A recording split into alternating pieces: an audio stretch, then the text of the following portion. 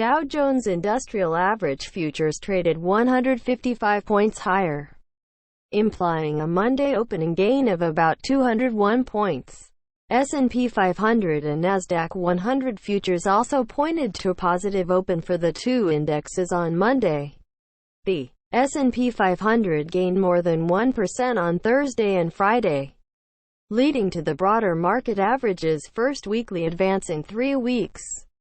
On Friday, investors shrugged off the biggest one-month job losses on record as expectations of an economic reopening outweighed the negative data. Apple said Friday it will start to reopen U.S. stores this week. The stores, Apple said, will have temperature checks and will limit the number of customers inside the store at once. Italian Prime Minister Giuseppe Conte said over the weekend Italy could ease its lockdown measures earlier than planned if the outbreak remains under control.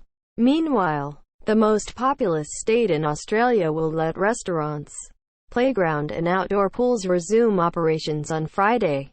The region's premier said Sunday, the world very much remains on the path to reopening, a process that will accelerate over the coming weeks, said Adam Crisafulli, founder of Vital Knowledge. In a note, he added, however, the S&P 500 is still overbought at current levels even as expectations of a gradual resumption of economic activity continue to increase. There will be a reckoning around the reopening and linearity narratives, i.e. both are too sanguine right now.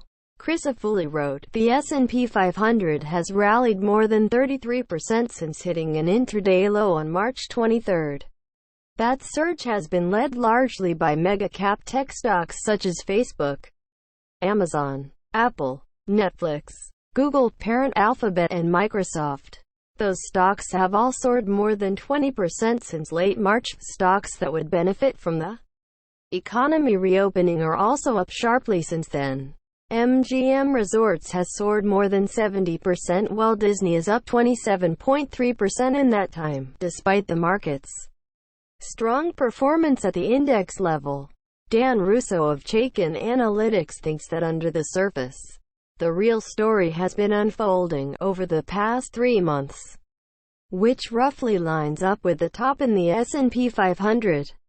It is the economically sensitive cyclical sectors of the market that have lagged, the firm's chief market strategist said in a post, highlighting the performance of energy, financials and industrials over that time period.